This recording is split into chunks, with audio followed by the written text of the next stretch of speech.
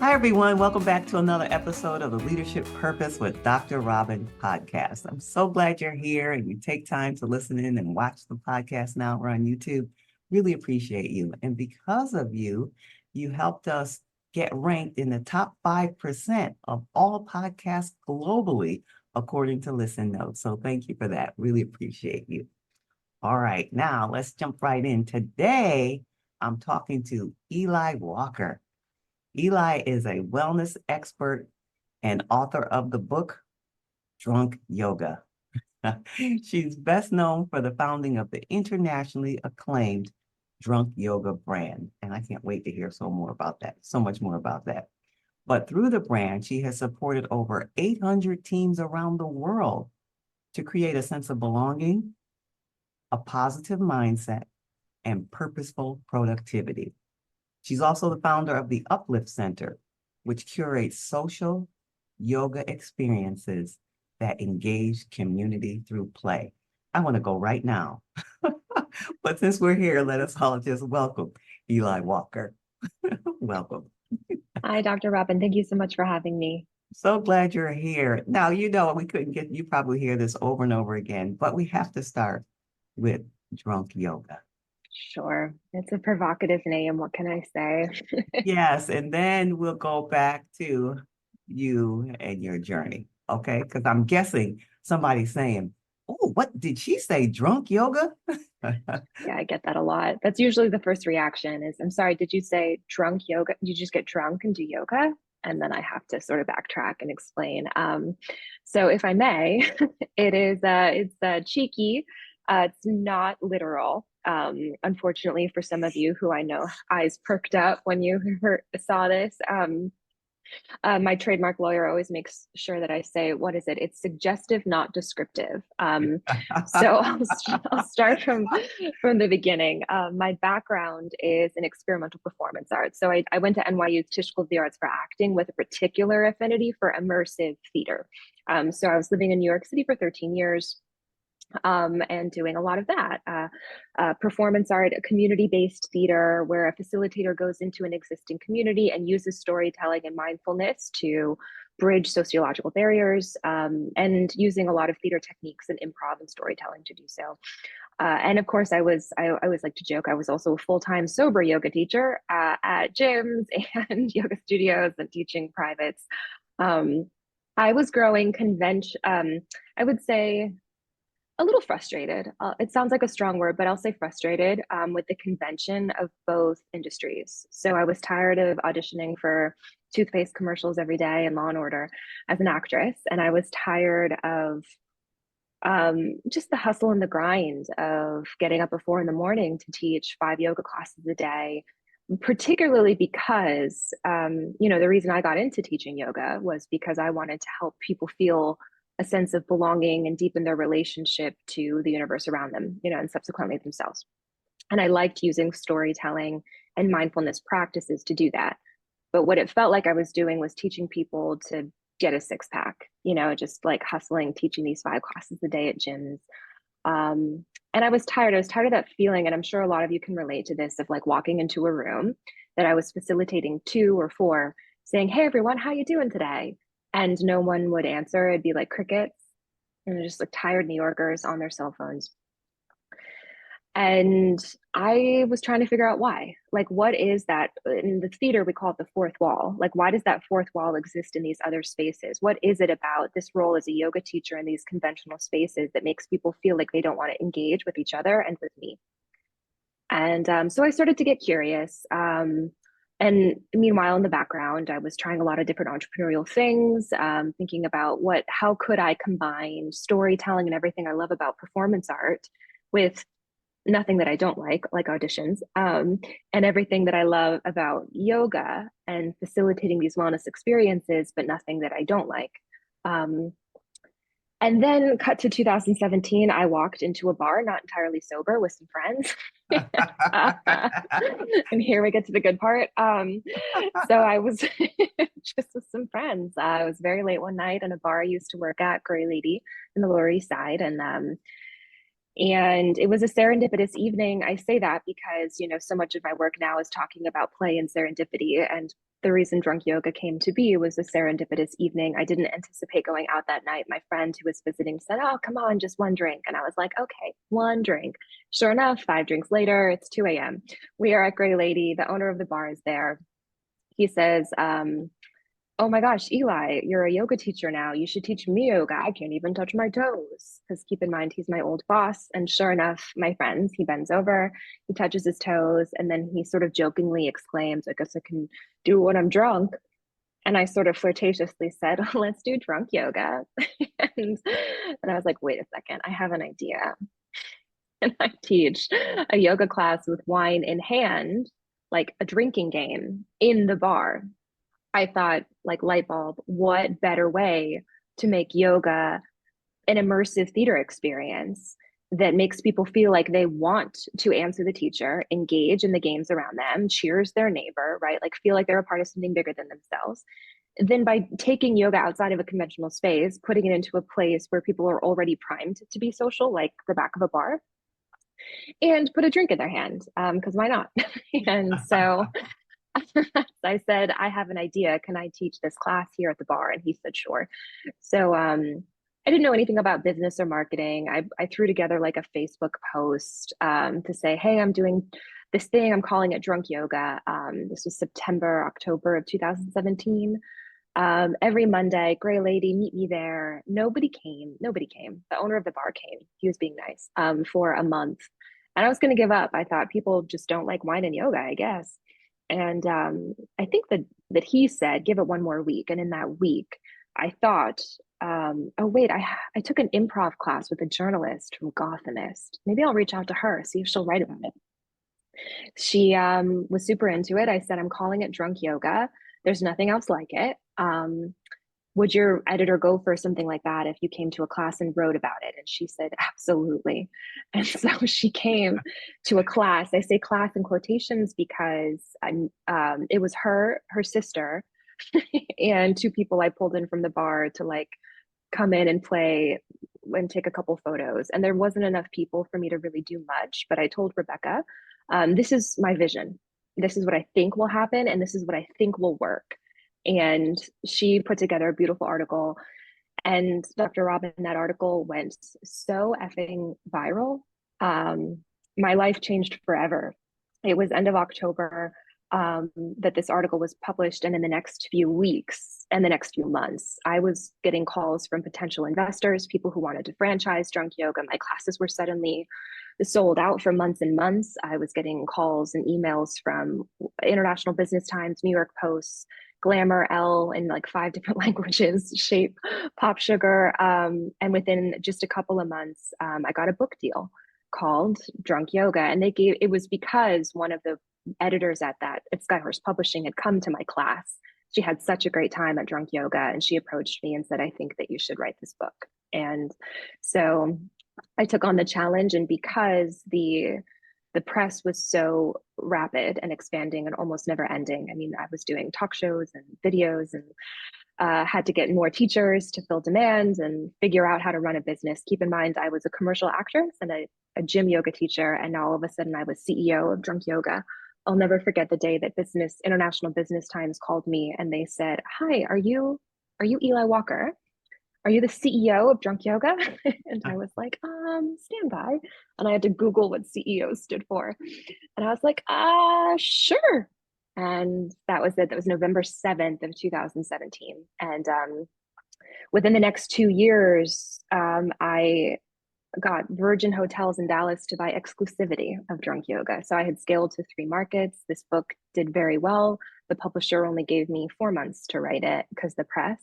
So I wrote the book, churned it out, did all the things, and yeah, it was very successful. A lot of changes during COVID, and now I've rebranded into the Uplift Center, which I'm happy to talk about. Wow, that's amazing. That's amazing. There's so much in there. There's so much Yeah, involved in that story that catches my attention. Not just the yeah, uniqueness of the brand, but back when you said you were sort of at a place before the idea struck that day, you were taking things that you love and not doing the things, right? So you were kind of priming yourself. And then you said it was this kind of serendipity that this happened. But sometimes I think we're moving along the path when we don't realize it. I And think so. yeah, I think that's important to remember, especially if you're a listener thinking about writing a book or sort of deep in the turbulence of your own entrepreneurial journey. I always like to say to others that I mentor, you think of it like you your own internal GPS knows where home is, like you're driving in a car. Your phone knows the destination and the GPS in the car, right? And your soul knows what home is, what that feels like, who you're supposed to be with, who you're supposed to be in the world, what you're supposed to do. But when you're driving, especially at night, which often feels a lot like entrepreneurship, you can only see 10 feet in front of you with the headlights, right? But you still trust you're going home. You're going to get there. Might take half an hour, 3 hours, but you can only see 10 feet in front of you. And as long as you keep going in the next 10 feet and the next 10 feet and the next 10 feet, you'll make it home. It can feel a little scary and dark and isolating, but you'll get there as long as you, to your point, follow all the clues. I would like to mention for listeners who are still questioning, wait, I'm sorry, what is drunk yoga? It is an interactive yoga drinking game. So it works very much like a yoga party. So it is a drink in hand. It does not have to be wine. It did start with wine. It does not have to be alcohol. So that's why the name is a little misleading. I like to say we get drunk on joy. We intoxicate the convention of yoga by making it social rather than introspective. But we do not intoxicate the yogi. So it can be with wine, 1 to 2 glasses, no more than that. But we also do coffee yoga. We also have a lot of great non-alcoholic cocktail sponsors. And there's 5 curated icebreakers in every class to spur conversation. And then there are 5 to 10 drinking games. So you have your beverage, your cup, in hand throughout the 50-minute yoga experience. And the drinking games could look like if you lose your balance, you have to take a little sip. Or if you mix up your left and your right, you have to say something you're grateful for or high five your neighbor. Or if you're the last person to put your cup on your head, you have to make up a dance move for everyone. And so they're all very engaging. There is one sort of climactic group or partner game, and then there's prizes because Dr. Robin, who doesn't love prizes? And then we finish with a more conventional Shavasana, and then there's 20 minutes built in for socializing and to fill up your cups, literally and figuratively, at the end. Yeah. So that's yeah, how it works for those of you who are still wondering what exactly drunk yoga is. yeah, I'm sure you just answered the questions immediately. Yeah, and I was thinking Yeah. about that. That was going to be one of my next questions as well. Yeah. Uh, this is fascinating, and I know we're going to move on to some more of your work with the Uplift Center. But let me just say one more thing about the drunk yoga that I'll try to get off. I see what's happening on the surface, and it sounds like you're a person who is deeply caring about others and change.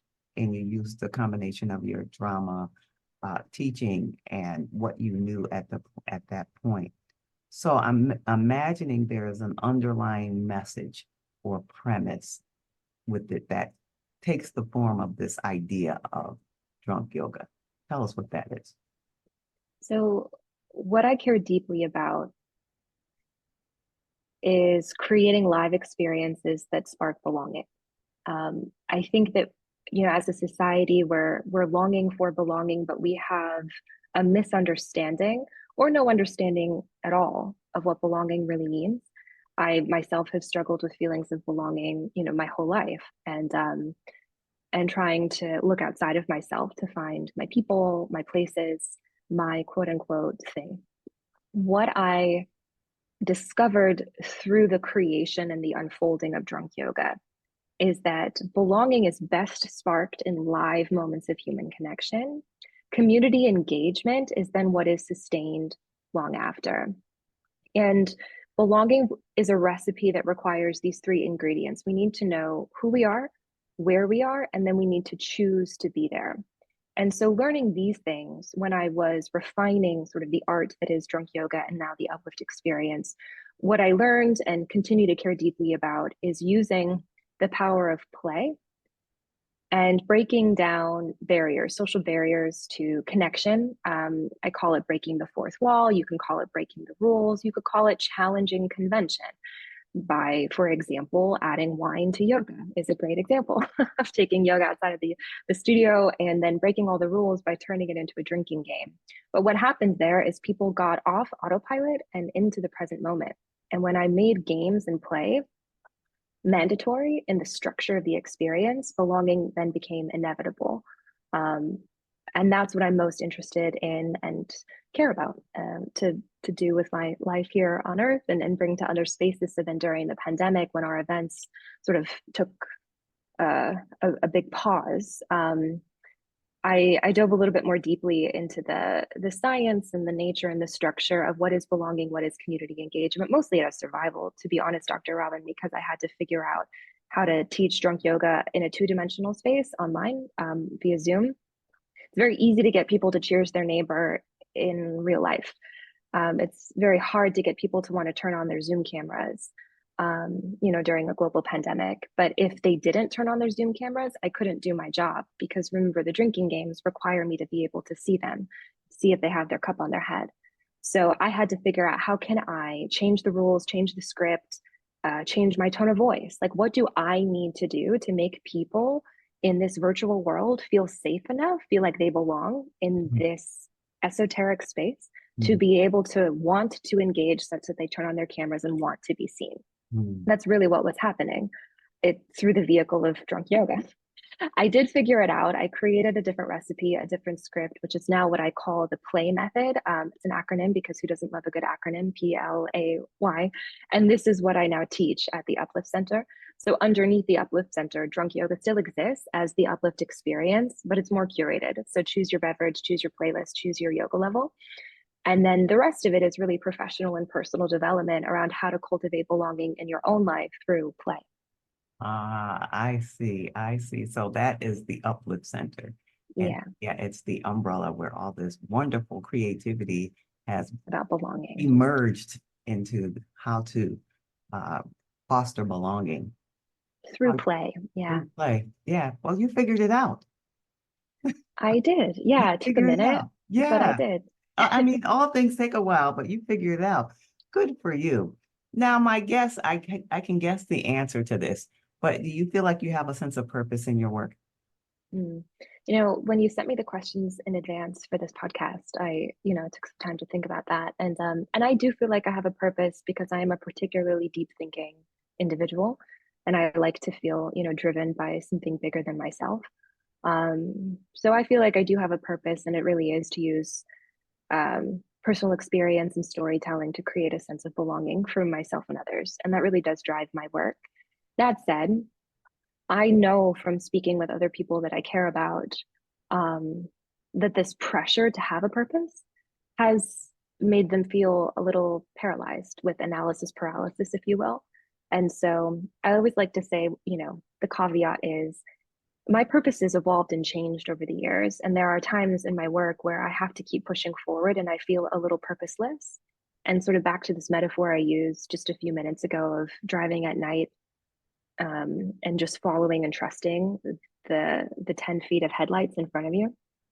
If you are feeling purposeless, it doesn't necessarily mean that you're doing anything wrong. It just means that you perhaps aren't facing the right direction to see what it is you need to see because you haven't gotten home yet, right? But you will. So keep moving forward, doing what you need to do, like putting all the pieces together until you sort of unlock that sense of purpose. And it will come. Um, but it won't come unless you keep putting one foot in front of the other. I would say it took me 7 years of putting one foot in front of the other, trying to figure out how to marry live storytelling, immersive experience design, and yoga in such a way that gave me a personal sense of purpose. Before that, I was just sort of throwing spaghetti at the wall. Yeah. But had I not thrown the spaghetti against the wall, I wouldn't have found it. So if you are not feeling a sense of purpose in your work, it just means, you're just not quite there yet, but keep going.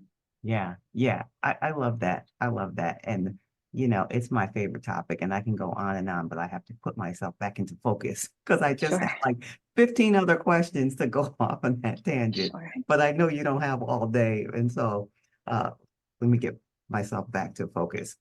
All right. You mentioned this a little bit, but what part of your work would you say reflects who you are? Mm. Um,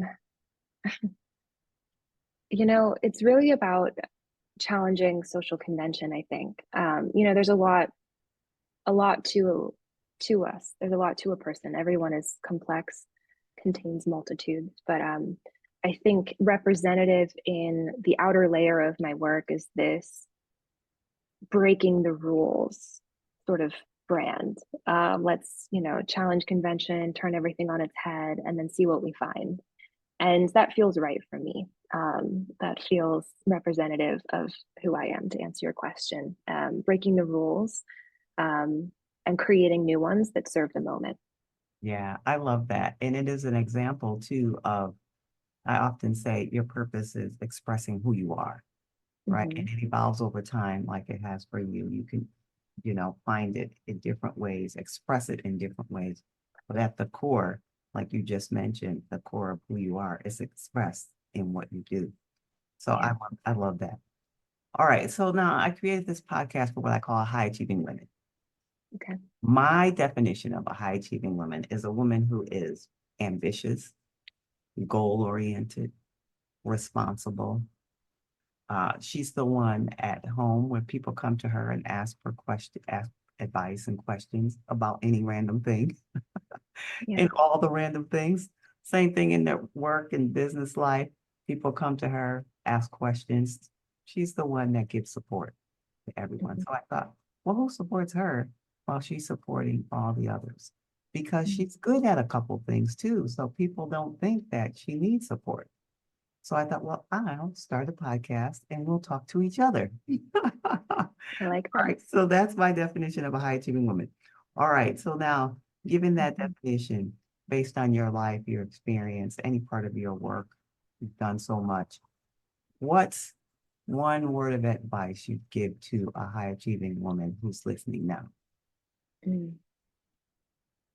Um, well, with that definition of a high achieving woman, um, I actually have two thoughts.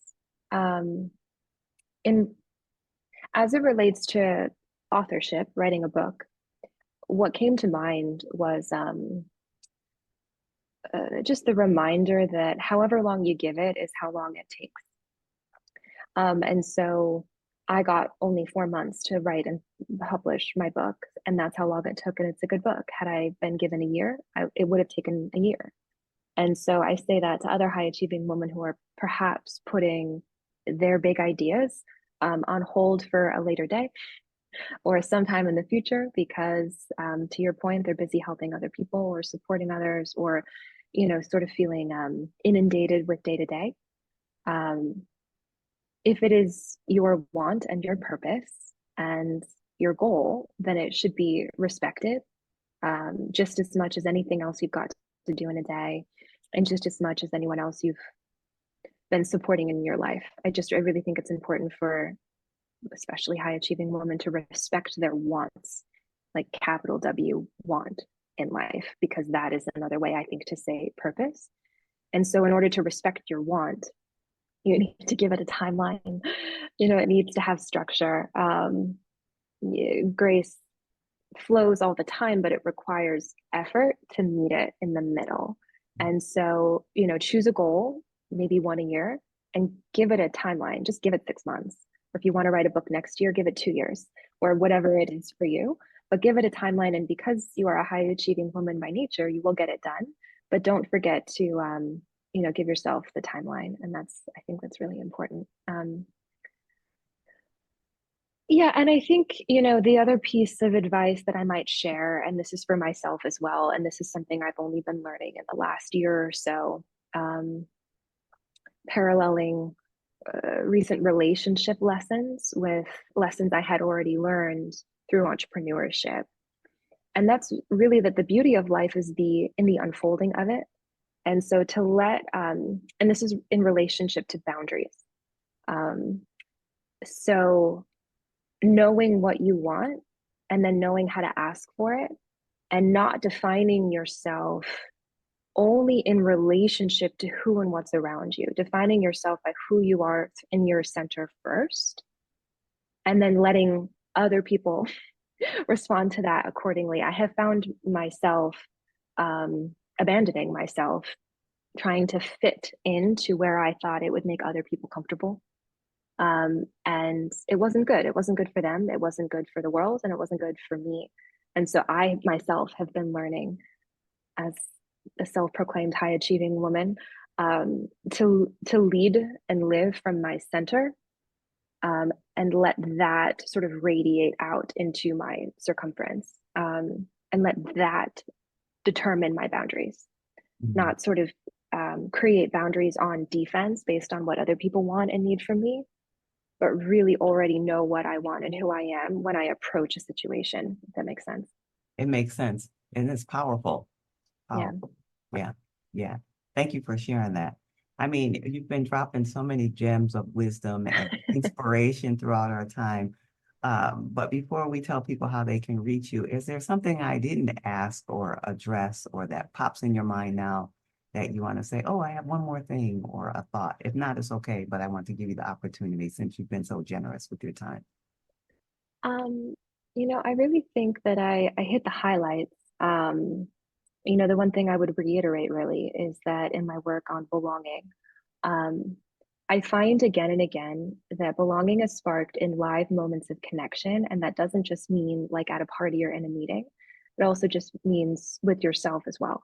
So ritualizing connection to yourself, with nature, with your version of spirit, with one-on-one connections. And and then optimizing those moments, those experiences, whether it's a live moment of connection. An experience could be you sitting down in meditation in the morning for 10 minutes, and optimizing that to create a sense of belonging with yourself and nature. It could also be a date, with your partner on a Friday night, in addition to your meetings. So I would encourage everyone to, if you're interested in, if you're belonging curious, as I like to say, look at your schedule, your calendar, look at where your live experiences are living. Like, where are you making time for yourself? Where are you making time for your people? And how are you meeting and gathering with the people in your personal and professional life? And where are moments in those existing experiences that you could infuse just a little bit of play and serendipity, and then see what kind of belonging can be sparked from there. Yes, that's powerful. I'll have to do that myself. Happy to Well, support. thank you for sharing that. All right, so I'm imagining people are saying, oh my gosh, I want to hear more. I want to know more. Where can they be in touch with you? So there's two ways to stay in touch that would be great. You can find me on Instagram at Eli Walker Stories, which is also my personal speaking website as a keynote speaker, eliwalkerstories.com. If you're interested in my work on belonging, go to the Uplift.Center and you'll find a whole host of resources. Okay, that's wonderful. Eli Walker, thank you for being here and sharing your generous spirit and your stories and experience with us. Really appreciate you. Thank you so much for having me. I really enjoyed this conversation, and I hope to be able to speak with you all again. Thank you.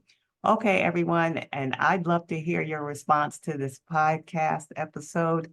And, I hang out mostly on LinkedIn, so just go over to LinkedIn and send me a message there at Robin L.